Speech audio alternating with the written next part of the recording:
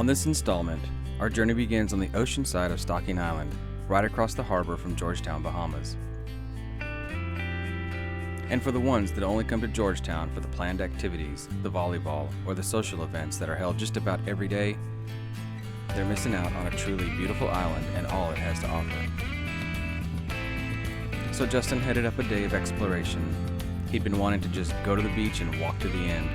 So Brandon and I accompanied him on a guys-only walkabout. And the ocean side of the island is something to witness.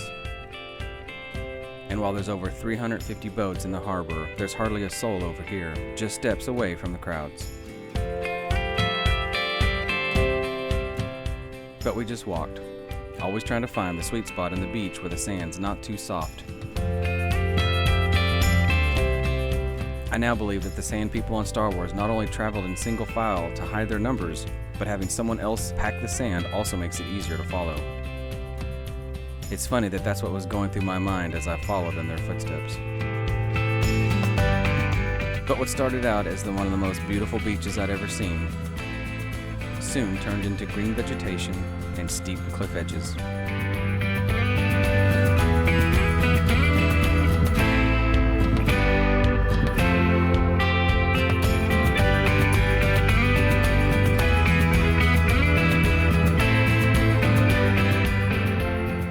Welcome to Stocking Island.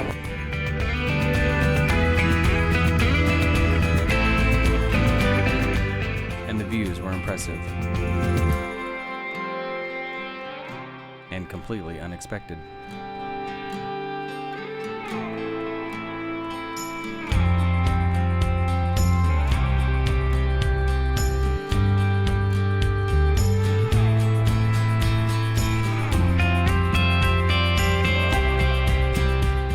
And then we came upon this tree that seemed to be hovering in the air. About 3/4 of the root system was completely exposed, and it was hard to figure out how it was even still standing upright. It seemed like a good place to pose for a picture, and it also seemed as good place as any to turn around. And so the long trek back began.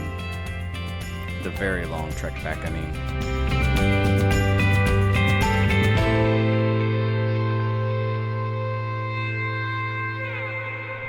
But life on a boat isn't always about beautiful locations and pretty sunsets. Sometimes it involves work.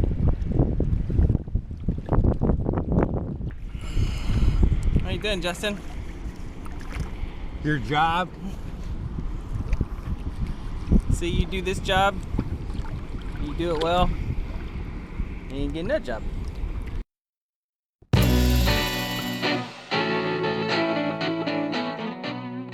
And the 2015 Georgetown Regatta was also going on about this time, which means sometimes there's sailboats making their route inside the anchorage.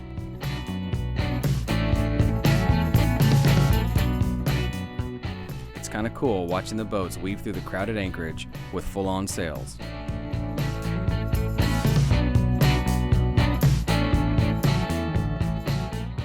And then we finally got our wind instrument back from Ray Marine after about a month, which means Justin got another free trip up the mast.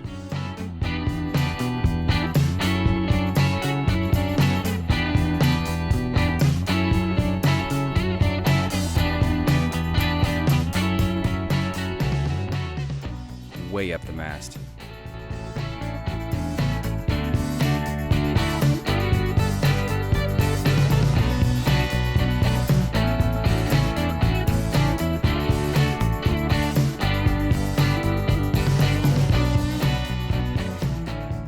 It's all in a day's work.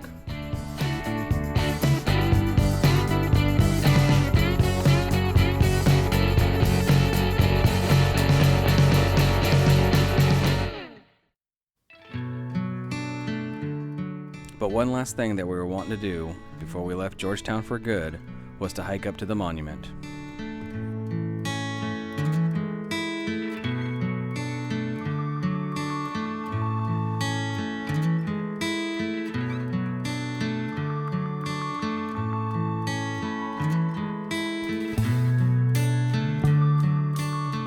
But getting there meant making another lengthy walk down the beach,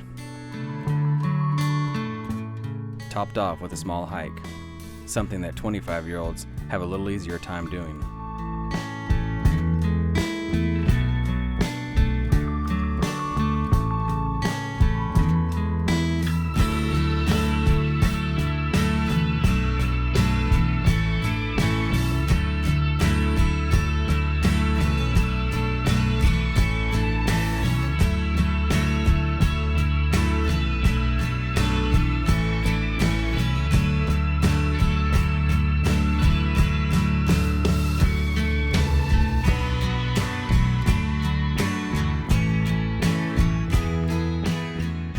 This monument is a large concrete structure about 30 feet tall located at the highest peak on the island. It used to have a gas beacon at the top guiding the ships into the harbor, but the only thing at the top now is a huge bird's nest.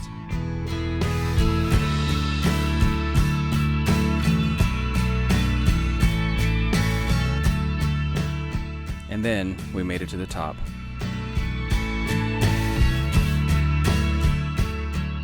And as I looked out over the harbor, I couldn't help but think, man, I got a long walk back to the boat. Next time on Catchin' Rays, we leave Georgetown in our quest to keep moving south.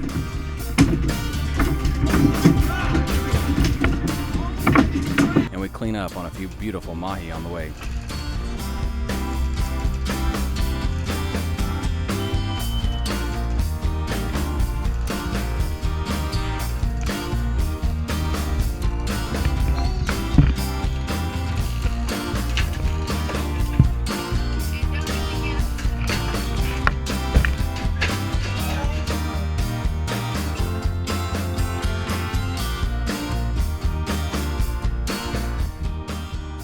That's for next time.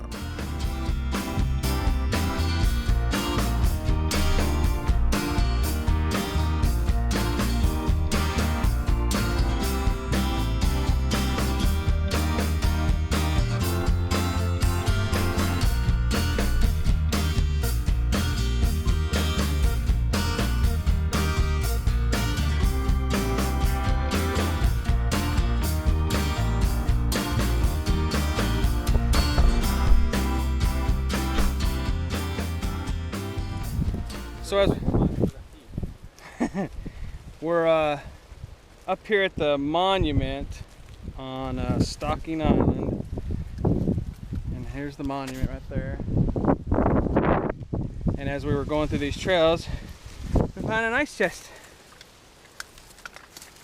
What is this ice chest?